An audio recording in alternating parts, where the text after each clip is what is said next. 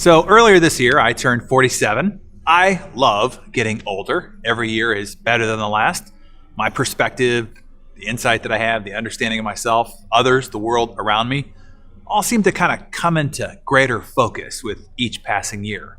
While I can't say that I'm necessarily getting any smarter, I am certainly becoming wiser.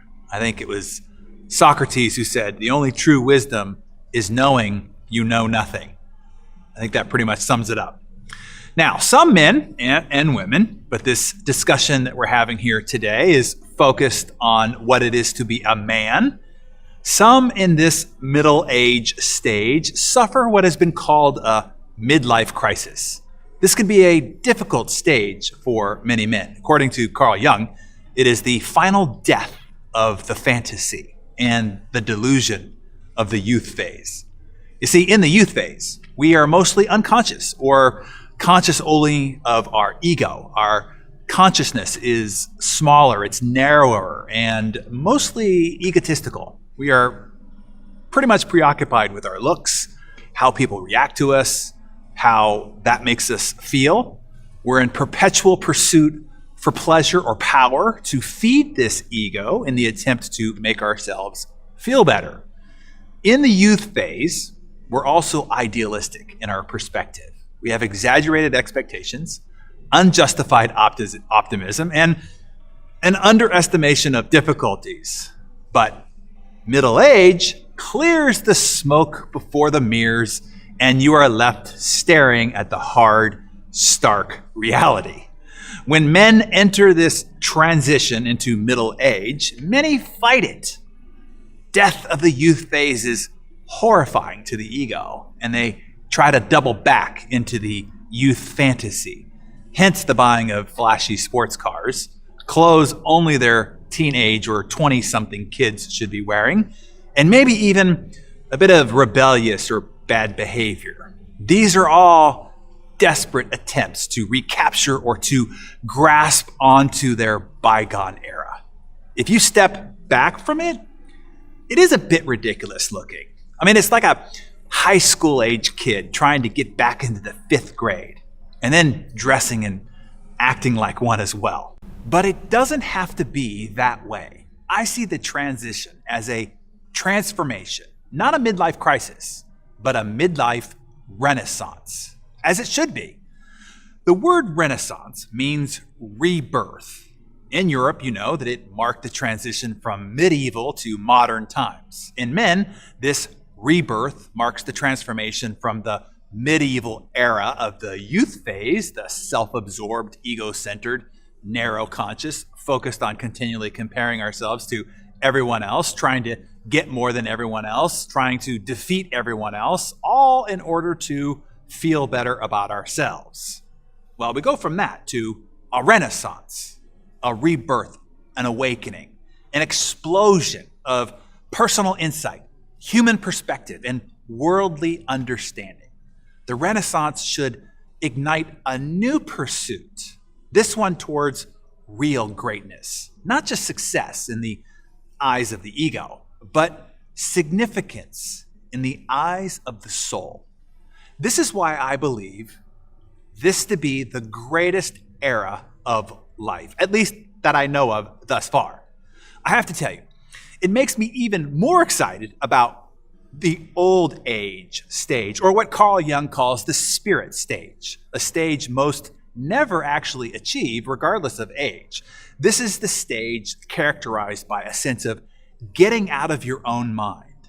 Lao Tzu described this stage with a question: can you step back from your own mind and thus understand all things? Having without possessing, acting with no expectations, leading and not trying to control. This is the supreme virtue. So yeah, I'm definitely not there yet, but that sounds awesome. And I know in order to get there, I must first master the stage I'm in now and not try to cling on to or lament the phase behind me. So my first message for you here, men, is this: you are on a heroic journey, and it's an epic tale, one that will cross many phases and many transitions. Just like you were happy to graduate from high school, even though life after high school was going to be different, you were sad about the fact that you would never see many of the people that you spent so much time with, and maybe never see the rest of your life, but you still moved on, hopefully. Why? So that you could fully embrace the next phase of your life. And that is simply the perspective to take graduating, hopefully, out of the youth phase as you begin your midlife renaissance with grace, and do it unabashedly. Now, I want to have another man-to-man conversation about something that I am very disturbed about, and something that I'm feeling some shame over as well. Going through this introspective and self-analysis process, and now looking at the world around us with this new light of perspective and insight, as men, I think we have been failing. We have been failing to do our duty. You see, I think that there are only a few unique contributions that as men, we bring to the table. And these are the three things our families, our teams, our community, and the survival of our species is depending on us for. Besides our 3.2-minute contribution to procreation, those three things are protection, provision, and leadership. And this is where we have been failing. Let's start off by admitting blatantly, being a man is awesome. I'm sure being a woman is great and all, but damn does that look hard, painful, and a whole heck of a lot of work. God bless you. But being a man, that's just a whole lot easier in so many ways. Here's one of the greatest advantages of being a man. I have never walked down a dark street, distressed that maybe around the next corner stands a guy who might rape me. Never. I've never checked into a hotel room, worried about who might check in next door. Doesn't even occur to me. I don't think I've ever even checked the lock on the door that adjoins the room next door, fretful that maybe while I'm sleeping, someone might come through that door and sexually assault me. I am never plagued with those thoughts, fears, or anxieties. I don't have to live in almost constant state of high alert threat awareness. Men, just for a moment, imagine what it must be like. Let's say that you were just dropped into the planet of the apes, and all day, everywhere you went, half the population were gorillas.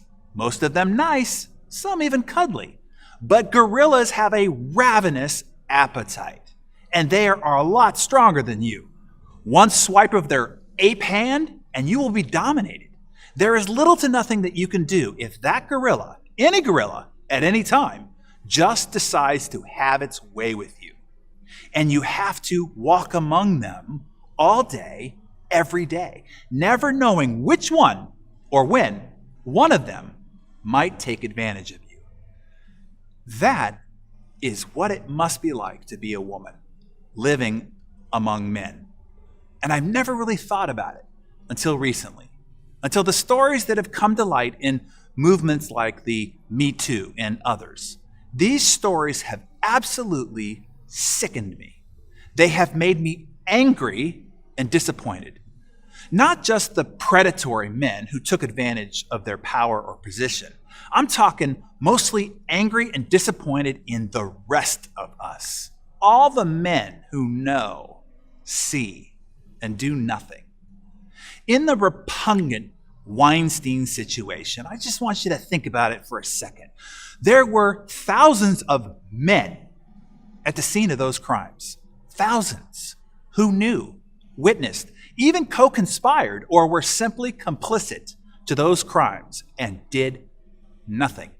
Just think of the number of men, the number of producers, directors, agents, managers, financiers, actors, rival studio chiefs, journalists, screenwriters, rock stars, restaurateurs, politicians, even his own studio staff who saw, who knew, and did nothing. They cowered. They failed. They failed to do the number one duty as a man, and that is to protect. To protect those in the tribe who are not able to protect themselves and are being victimized. Now, here's what bothers me the most about this. I don't know what I would have done in that same situation. And that is what I am most rattled and upset by. I don't know if he was paying me millions of dollars to star in his movies, or if he bought my script, or was funding my political campaign, or if he was inviting me to all the best parties to meet all the coolest people in Sundance and Cannes, St. Bart's, and to the most coveted Oscar parties, etc. What I would do. I don't know what I would do if I was faced with the threat of, you'll never work in this town again. And that's what bothers me terribly. After reading many of these stories and others, a boyhood memory came flooding back to me. I must have been 10 or maybe 11 years old, and my dad and I were on BART, the rail train in the San Francisco Bay Area. We were headed to the Oakland Coliseum to watch an A's game. I don't even remember if my brother and sister were with us, but what happened, I'll never forget. I heard my dad say in his typically too loud tone, "Hey, knock it off." This terrified me because usually this meant that I was in trouble. But as I jerked my head in reaction, I saw my dad had moved 3 rows back and was standing over a guy sitting next to a young woman. I didn't see what started it, but by my dad's reaction, the man had obviously crossed the line with the woman next to him. My dad continued to just stand over him, not taking his fierce and threatening eyes off of him. At the next stop, the man slinked out of his seat and jumped off the train. That moment made a deep impression on me as a young boy trying to figure it all out. I knew right then, I just saw what it was to be a man. To protect, not just your own, but all those around you, to ensure that no one is preyed upon or victimized in your domain. And everywhere you are is your domain to protect others. By that definition, I don't think I have been living up to, as much as I should, my duty as a man. And I believe that is true for most all of us, by the very evidence of what we see around us. All terrible victimization due to racism, sexism, genderism, ageism, ableisms, and all the other victimization that we are letting happen on our watch. Just the other day, a friend of mine was telling me a story. They were rushing late for an appointment. As they pulled out of the parking lot onto the street, they saw a car on the other side of the road with its airbags deployed.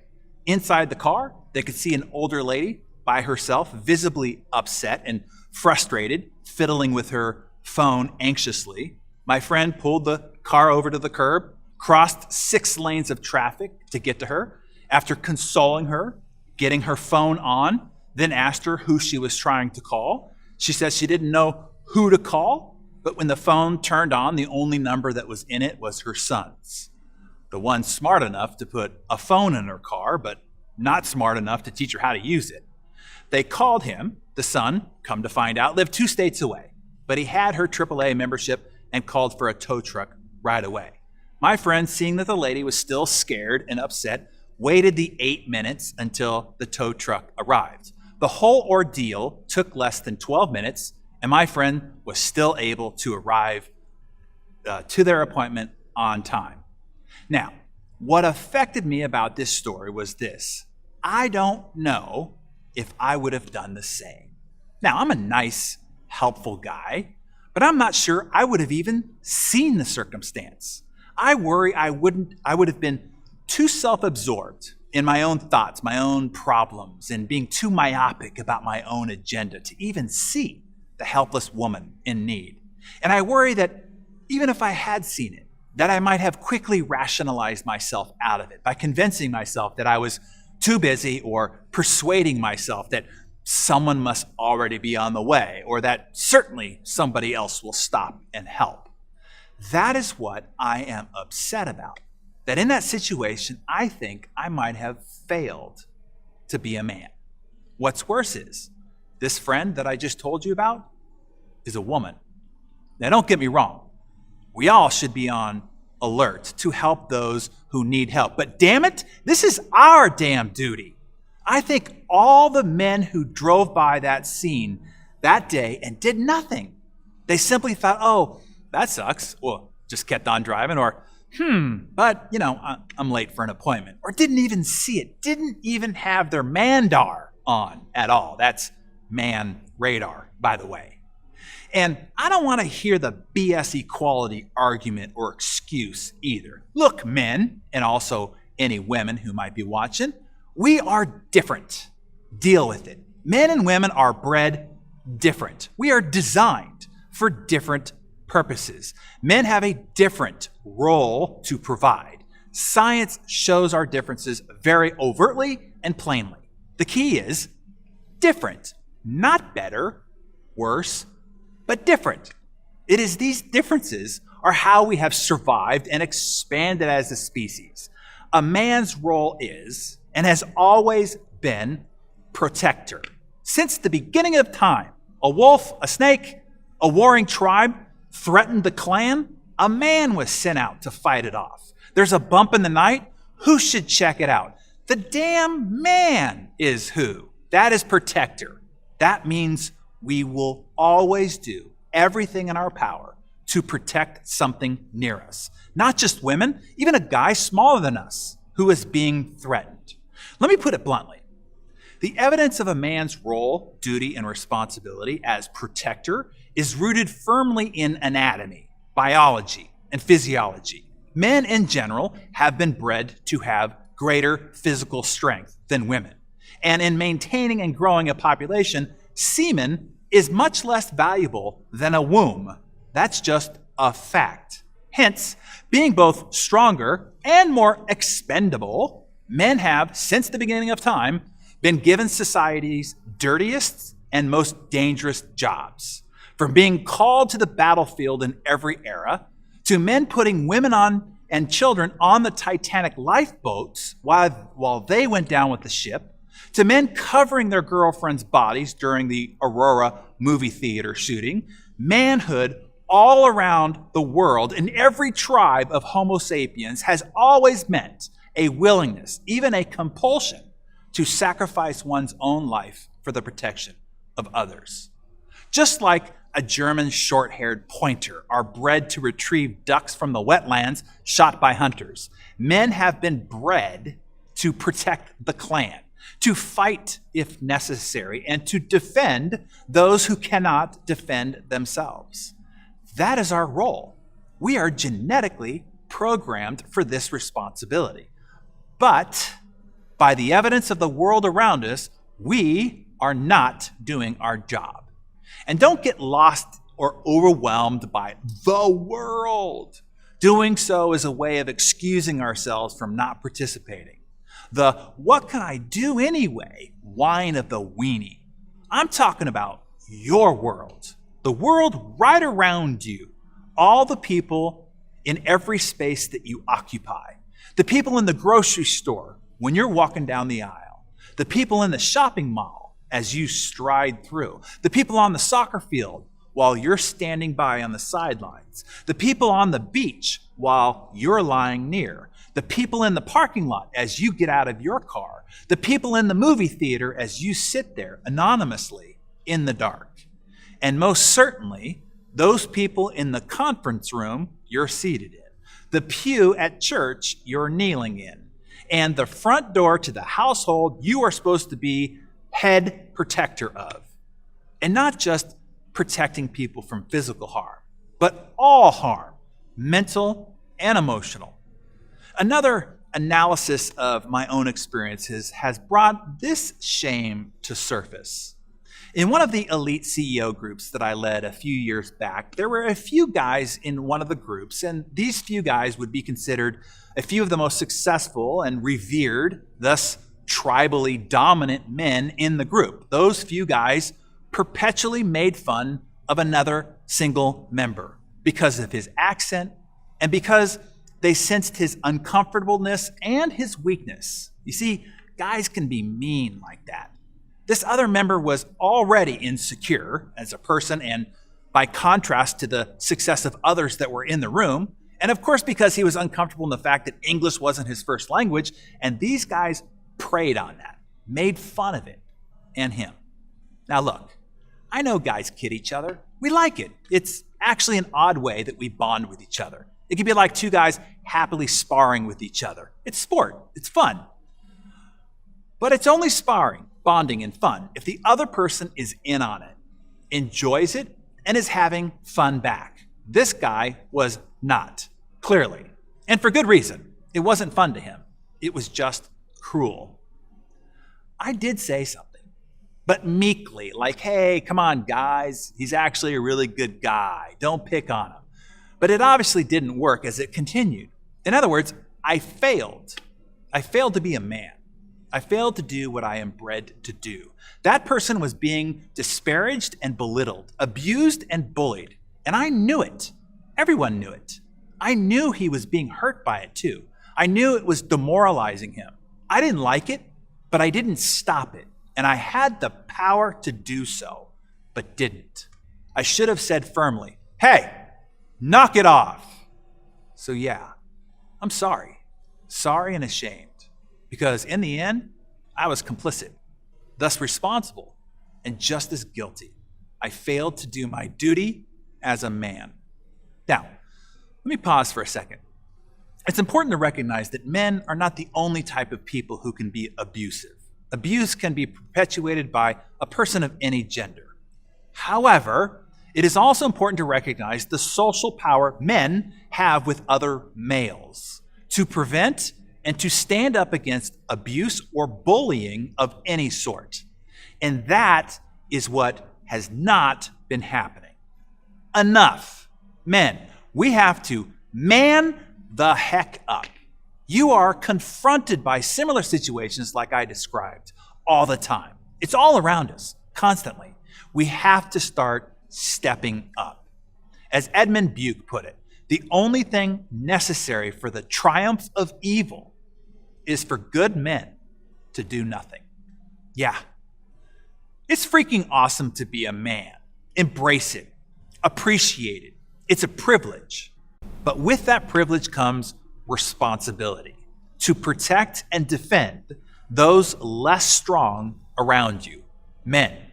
It's time for us to start doing our duty, to start showing up, to show our families, our neighborhoods, and our communities what a fearless and courageous man looks like, what masculinity looks like, what a strong and fearsome father, husband, leader, and protector looks like. And in each instance, when it is called for, we need to step in, speak up, and say, hey, knock it off. Let's man up.